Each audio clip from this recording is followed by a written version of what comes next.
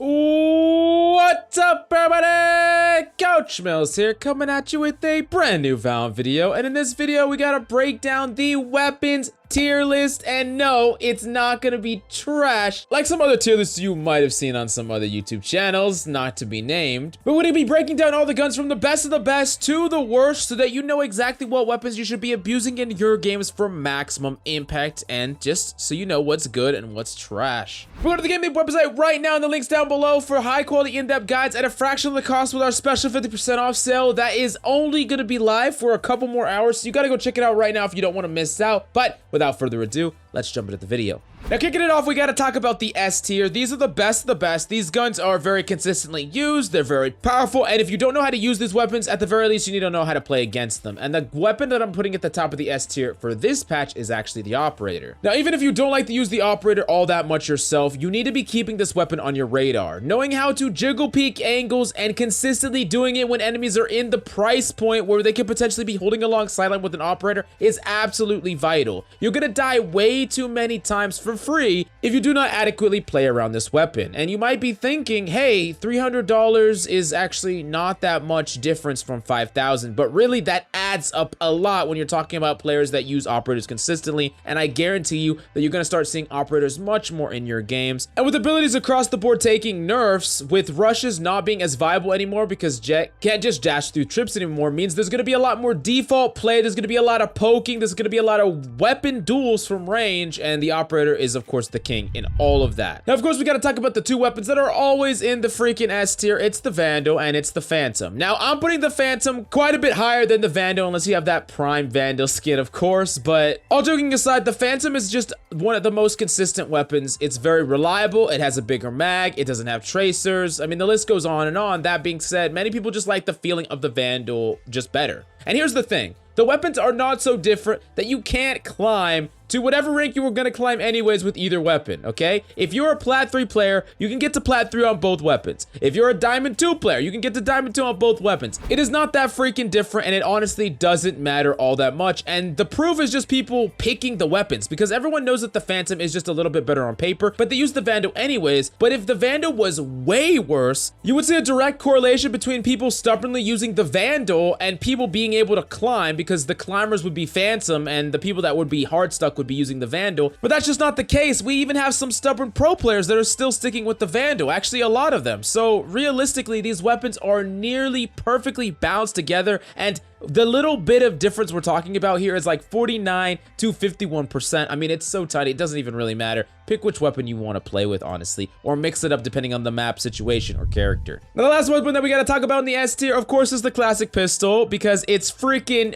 free, and I'm a big fan of free shit, okay? But seriously, the classic pistol, still nuts, really overpowered for a free weapon. And honestly, with a lot of the nerfs to SMGs, the classic pistol has some of the best mobility while dealing damage now. Just period. So definitely make sure you're practicing your classic right clicks, and the gun is just fantastic overall. Now, the next tier that we gotta talk about is the A tier, and the A tier is actually pretty interesting right now because there's a lot of weapons in the A tier because a lot of things are viable. I mean, balance with weapons is pretty good right now. First off, we gotta talk about the Spectre. Now, the Spectre did get nerfed, running and gunning isn't as good, but it's still one of the most reliable weapons you could buy in that eco or bonus round. A very consistent weapon that trades damage and is almost always gonna beat weapons that are cheaper than it for its price point. The Spectre is just a really good all-around weapon that is just like a mini Phantom that is very reliable and really good to kind of body all the people that are just using a various amount of different weapons, either pistols or some of the other cheaper options. Spectre is just going to be like the go-to, the golden standard for those bonus and eco buys. Now, the next weapon in the A tier is actually a sleeper, and this is the Bulldog. And this is a weapon that is actually legitimately good this patch, because not only did they make it cheaper, but it actually fires faster now when you're not aiming down the sight, and its time to kill is pretty good. And at its price point, it is actually legitimately a good gun to use. The cool thing about the Bulldog when compared to something like the Spectre is you're actually more likely to win duels up against Vandal or Phantoms, and it still provides you with a lot of the utility of a Spectre. Honestly, it's in a really sweet elite spot right now, and I really love what they've done with the Bulldog, but let me know in the comments down below what you think about it. I, for one, have been loving it this patch, but I really want to hear your opinion about it in the comments down below. Now, the next weapons that we have in the A tier is a little bit of a cop-out, honestly, but really, these weapons are all very good, and I put them all right here, right next to each other, the Frenzy, the Ghost, and the Sheriff, just so we could talk about them all together, because I think each one of these weapons is in that A tier. The Frenzy, Ghost, and Sheriff all have different uses, but they're all very powerful in their uses. First off, let's talk about the differences between the Frenzy and the Ghost, because the Frenzy is really kind of in that perfect spot right now. At 450 credits compared to 500, that actually is relevant on a number of different characters. Think about a character like Jet, who can buy 2 abilities instead of just 1. If she has to buy the Ghost, she can only buy 1 ability, either 1 smoke or 1 updraft, versus the Frenzy, she can buy both of them, which really matters, and this is true for a lot of different characters. That extra little 50 actually matters, and the Frenzy is just still one of the most effective things that you could be doing on pistol round if you can find a way to bridge the gap to your enemies. Sure, it doesn't have a giant mag, but it's just really good. Still running and gunning, you can still burst down an enemy. Very consistent way to get some free fragged or refrags. Now, the Ghost is still just one of the most reliable weapons that you could be using on pistol round. 500 credits haven't changed much, and it's going to be even better now overall because there's going to be less abilities overall in that first pistol round. Now, next up, we got to talk about that Sheriff, which is just one of the best weapons that you can use on a save round if you either want to just buy to where you can buy again the next round, because Sheriff has the capability of winning duels against lots of better weapons. We've talked about this before, where if you have the mechanical skill, you have the crosshair placement on the Sheriff, you can trade out with a lot of people holding angles, you can pre-aim angles, pre-fire angles, and win duels up against even rifles, which is amazing for such a cheap weapon.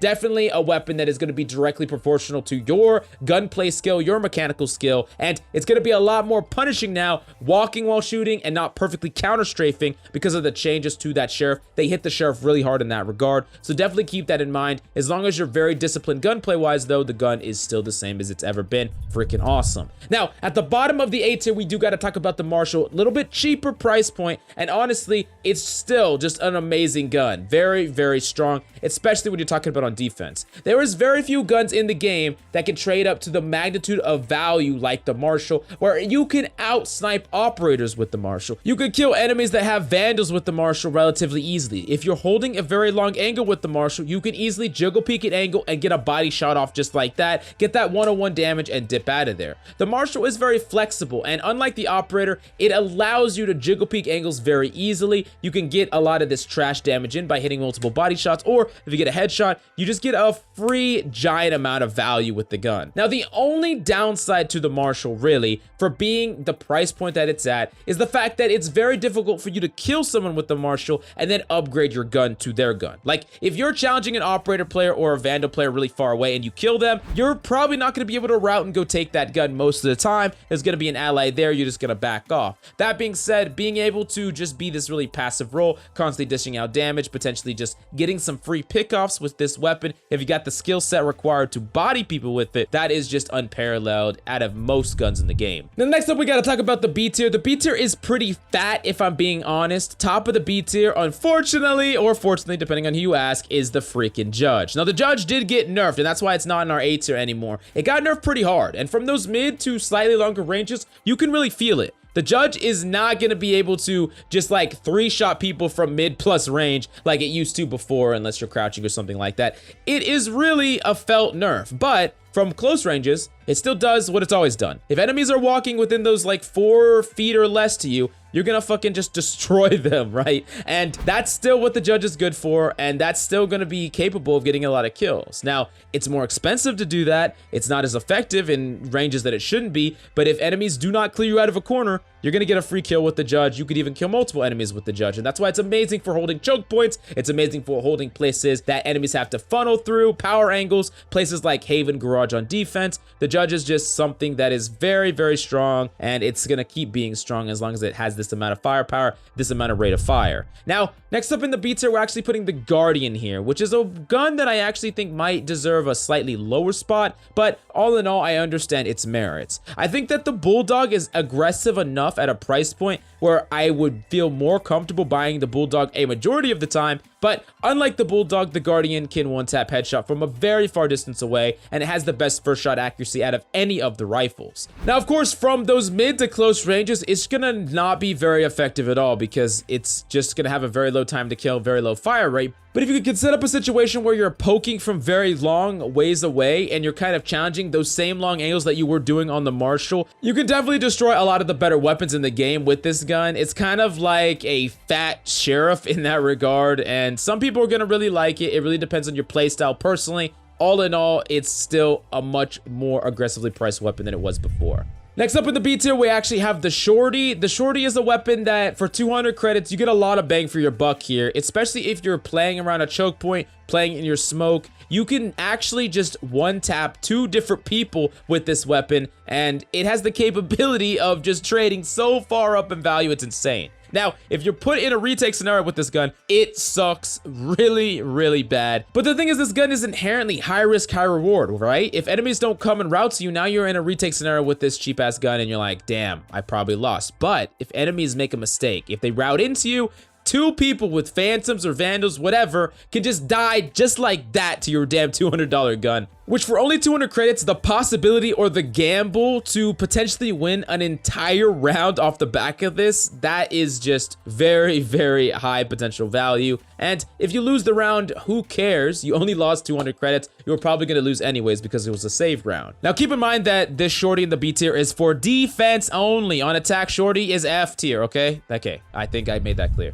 Then moving on to the next weapon we gotta talk about is the Stinger. Now, the Stinger has kind of just been getting the shaft from one of the best weapons in the game to kind of at the bottom of B tier. With all the running and gunning nerfs, which is something that you really wanted to abuse on the Stinger the most, the Stinger is kind of just okay. Now, it could definitely still, you know, trade out with enemies that are not perfectly accurate with their guns, and it has the capability of, you know, doing the same trade up thing that most of these eco guns can do, but it's definitely weaker than it used to be, and it definitely feels these running and gunning nerfs. Now, the last weapon in the B tier we gotta talk about is the Ares. Ares is still a very consistent gun to buy on eco rounds, especially when you have some sort of wall to abuse. If you're playing an area where you can really pressure enemies from playing around certain walls that are wall bangable. We use that Haven garage example, but that's a perfect one. But there's also Ascent on defense B, and there's just a whole bunch of different scenarios where the Ares is just gonna be better than some of the guns in your price point. However, the only problem with the Ares is at that price point, the Spectre is going to be a little bit more reliable in your regular gunfights. So you're really going to want that wall bang aspect, that large magazine aspect to get some sort of value to justify using it over the Spectre in most scenarios. Now, the last thing that we got to talk about is the C tier. Now, the top of the C tier might be a little bit controversial. I just didn't want to put this gun at the bottom of B tier because I feel like the B tier is just too stacked and it's just not really helpful if I put every single weapon in the damn B tier. But it's the Bucky.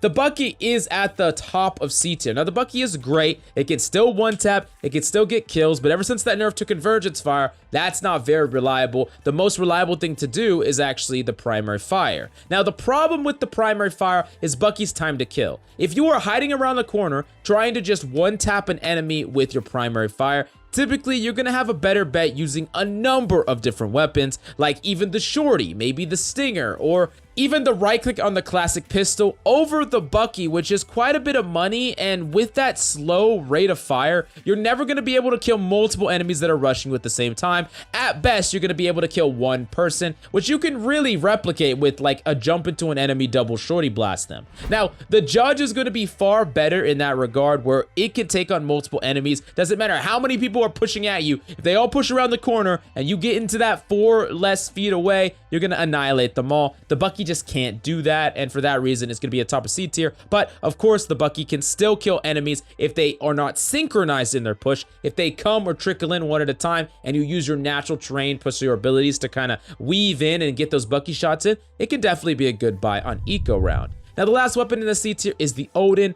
Odin is one of those weapons that a lot of people love to use, even if it's not that good, especially when people develop the mechanical skill required to just headshot you because your time to kill is not as fast as some of these rifles. Now, that being said, for those same scenarios where you could get value out of wallbanging with an Ares, if your team has won multiple rounds in a row and you're putting money in the bank, eventually you can definitely upgrade to an Odin if it doesn't cost your team any loss in potential weapons that they want to play or use. But overall, it's one of the weakest weapons in the game, even if it can get value in certain situations. Honestly, most of the guns are pretty balanced right now. There's no gun that is absolutely dog tier, except for the freaking knife. Absolute trash. Yeah, come on. But go to the GameLeap website and the links down below for high quality in-depth advanced guides, VOD reviews, tips, and tricks right now at a special 50% off where you can access everything so damn cheap. And it's only going to be up for a couple more hours today, and it's the last chance to get that insane deal. So go check it out down below. But if you agree or disagree with anything on my list, I really want to know your opinion about all of it in the comments down below. But I love your faces, and I'll see you next time.